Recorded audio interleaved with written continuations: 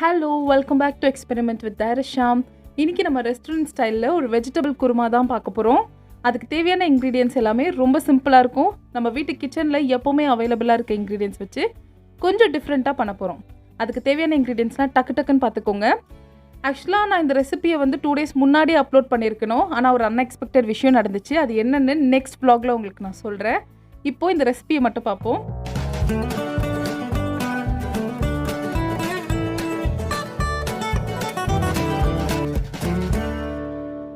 குருமாக்கு first நம்ம ஒரு masala ready பண்ணிக்க போகிறோம். அதுக்கு ஒரு டேபிள் ஸ்பூன் அளவுக்கு கொத்தமல்லி விதை சேர்த்துருக்கேன், தனியான்னு சொல்லுவாங்க.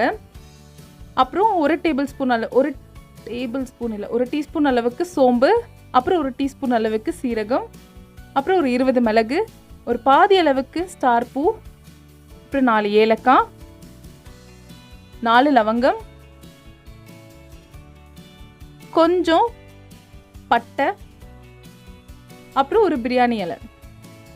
இதெல்லாத்தையும் சேர்த்துட்டு கொஞ்சம் ட்ரை ரோஸ்ட் பண்ணி எடுத்துக்கலாம். இது ப்ரௌன் ஆகக்கூடாது. கொஞ்சம் நல்ல ஸ்மெல் வரும்போது நம்ம ஸ்டவ் ஆஃப் பண்ணிக்கலாம். இதை ஆற விட்டுட்டு இப்போ நம்ம இதை கொரன்னு அரைச்சி எடுத்துக்கலாம். அதோட 3 டேபிள் ஸ்பூன் அளவுக்கு தேங்காய் சேர்த்துக்கிறேன். துருவி வச்சுருக்க தேங்காய் இது. கொஞ்சம் இஞ்சி, அப்புறம் ஒரு 6 பல் அளவுக்கு பூண்டு, 6 முந்திரி நான் சுடுதண்ணியில் ஊற வச்சு எடுத்திருக்கேன். அதை சேர்த்துக்கிறேன். இது ஆப்ஷனல் தான். அப்புறம் ஒரு டேபிள் ஸ்பூன் அளவுக்கு கசகசா, இதையும் நான் சுடு தண்ணியில் ஒரு 10 minutesக்கு ஊற வச்சுருக்கேன். ஊற வச்ச தண்ணியோடு சேர்த்துக்கிறேன். சேர்த்துட்டு இது நல்ல ஒரு பேஸ்ட் கன்சிஸ்டன்சிக்கு நம்ம அரைச்சி எடுத்துக்கலாம். நம்ம மசாலா ரெடி ஆயிடுச்சு. இப்போது நான் குருமா குக்கரில் தான் பண்ண போகிறேன். டக்குன்னு 10 minutesல செய்ய போகிறோம். அதுக்கு 2 டேபிள் ஸ்பூன் அளவுக்கு எண்ணெய் ஊற்றிட்டு 1 ஸ்பூன் அளவுக்கு சோம்பு போட்டு பொரிய வச்சுக்கிறேன். அதுக்கப்புறம் 2 மீடியம் சைஸ் வெங்காயத்தை சின்னதாக சாப் பண்ணி வச்சுருக்கேன். இதை சேர்த்துக்கலாம். நீங்கள் சின்ன வெங்காயம் யூஸ் பண்ணிங்கன்னா இன்னும் நல்ல டேஸ்ட்டாக வரும். உப்பு சேர்த்துக்கலாம். வெங்காயம் தக்காளியும் சீக்கிரமாக வெந்துடும். ஒரு மீடியம் சைஸ் தக்காளி அளவுக்கு சின்னதாக சாப் பண்ணியிருக்கேன். ஸோ இதையும் சேர்த்துட்டு நம்ம நல்லா சாட்டே பண்ணிக்கலாம். ஸோ இப்போ நம்ம சேர்த்துருக்கோம் இல்லையா, வெங்காயம் தக்காளி இதெல்லாம் நல்ல குக்காய் பேஸ்ட் மாதிரி வரணும்லாம் அவசியம் இல்லை. லைட்டாக குக்கானால் போதும். இப்போ பச்சை மிளகா, 4 பச்சை மிளகாவை கீரி சேர்த்துக்கிறேன். உங்களுக்கு வேணும்னா நம்ம அந்த மசாலா பேஸ்ட் அரைக்கும் போதே பச்சை மிளகா சேர்த்துக்கலாம். ஆனால் கொஞ்சம் காரமாயிடும், அதனால நான் இப்படி சேர்த்துக்கிறேன். ஸோ நம்ம சேர்த்த வெங்காயம் தக்காளி பச்சை மிளகா நல்லா குக்கானதுக்கப்புறம் இதில் 2 சிம்பிளான மசாலா சேர்த்துக்க போகிறோம். மசாலாலாம் ஒன்றும் பெருசாக கிடையாது. கொஞ்சோண்டு மஞ்சள் தூள், 1/4 டீஸ்பூன் அளவுக்கு இருக்கும். இது மஞ்சள் தூள் சேர்த்துட்டு நம்ம யூஸ்வலாக வீட்டில் குக் பண்ணுறதுக்கு யூஸ் பண்ணுவோம்ல மிளகாய் தூள், குழம்பு மிளகாய் தூள், அது சேர்த்துக்கிறேன். ஒரு 2 ஸ்பூன் அளவுக்கு சேர்த்துக்கிறேன். சேர்த்துட்டு நல்லா மிக்ஸ் பண்ணி விட்டுடலாம். யூஸ்வலாக நம்ம மிளகாத்தூள் இந்த மாதிரி மசாலாலாம் சேர்த்த உடனே டக்குன்னு தேவையான இன்க்ரீடியன்ஸ்லாம் ஆட் பண்ணிடணும், இல்லைனா மசாலா அடி பிடிச்சிரும். ஸோ இப்போ நான் கட் பண்ணி வச்சுருக்கேன். ஒரு உருளைக்கிழங்கு வச்சுருக்கேன், அப்புறம் ஒரு 2 கேரட், கொஞ்சம் பீன்ஸ். உங்களுக்கு தேவையான எந்த வெஜிடபிள்ஸ் வேணால் நீங்கள் எடுத்துக்கோங்க. யூஸ்வலாக உங்களுக்கு என்ன பிடிக்குமோ அந்த மாதிரி வெஜிடபிள்ஸ். இப்போ இது எல்லாத்தையுமே சேர்த்துட்டு நல்லா மிக்ஸ் பண்ணிக்க போகிறோம். நம்ம அந்த மசாலாவும் வெஜிடபிள்ஸும் நல்லா கோட் ஆகணும்.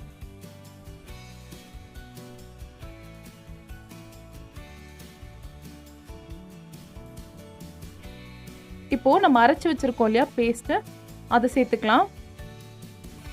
இந்த பேஸ்ட் தான் இதுக்கு நல்ல ஃப்ளேவர் கொடுக்க போகுது.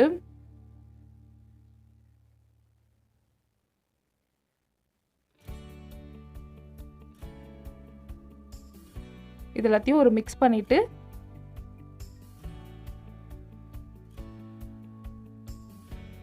நம்ம தேவையான அளவுக்கு தண்ணி சேர்த்துக்கலாம். யூஸ்வலாக நம்ம ஓப்பனாக வச்சு குக் பண்ணும்போது நம்ம எவ்வளோ தண்ணி ஊற்றுறோமோ அது கொஞ்சம் எவாப்ரேட் ஆகிடும். ஆனால் இப்போ நம்ம ப்ரெஷர் குக்கரில் பண்ணுறனால நம்ம எவ்வளோ தண்ணி ஊற்றி வச்சுருக்கோமோ அந்த அளவுக்கு தான் நமக்கு குருமா கிடைக்கும். ஸோ அதனால் எந்த அளவுக்கு வேணுமோ அந்த அளவுக்கு நம்ம சேர்த்துக்கலாம். ஸோ தண்ணி ஊற்றிட்டு எல்லாத்தையுமே நல்லா மிக்ஸ் பண்ணிக்க போகிறோம். பாருங்கள் குருமாவோட கலர் எப்படி இருக்குன்னு. அப்புறம் எனக்கு இன்னும் கொஞ்சம் தண்ணியாக வேணும், அதனால் நான் இன்னும் கொஞ்சம் எக்ஸ்ட்ரா வாட்டர் ஆட் பண்ணிக்கிறேன். அப்புறம் இந்த குழம்புக்கு தேவையான அளவுக்கு உப்பு. ஸோ நம்ம எல்லா இன்க்ரீடியன்ஸுமே சேர்த்தாச்சு. ஒரு நல்லா மிக்ஸ் பண்ணிவிட்டு உப்பு காரம்லாம் கரெக்டாக இருக்கான்னு பார்த்துக்கலாம். ஸோ கரெக்டாக இருக்குது. நான் எதையுமே எக்ஸ்ட்ரா ஆட் பண்ண போகிறதில்ல. கொத்தமல்லி மட்டும் கார்னிஷிங்க்கு ஆட் பண்ணிக்கலாம்.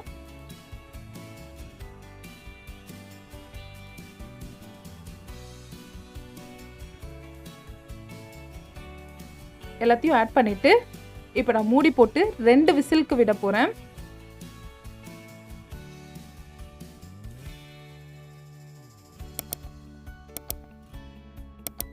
ரெண்டு விசில் முடிஞ்சோடனே நம்ம குருமா ரெடி ஆகிடுச்சு. இது ஓப்பன் பண்ணும்போது ஒரு நல்ல அரோமா வரும்.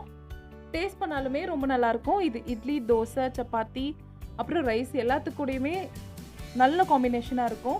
கண்டிப்பாக இதை நீங்களும் உங்கள் வீட்டில் ட்ரை பண்ணி பாருங்கள். எப்படி வந்துச்சுன்னு எனக்கு கமெண்ட்டில் சொல்லுங்கள். இந்த வீடியோ உங்களுக்கு பிடிச்சிருந்துச்சுன்னா லைக் பண்ணுங்கள்.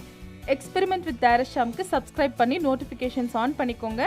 அப்புறம் இந்த வீடியோவை உங்கள் ஃப்ரெண்ட்ஸ் அண்ட் ஃபேமிலியோட ஷேர் பண்ணுங்கள். தேங்க்யூ ஃபார் வாட்சிங். பாய்.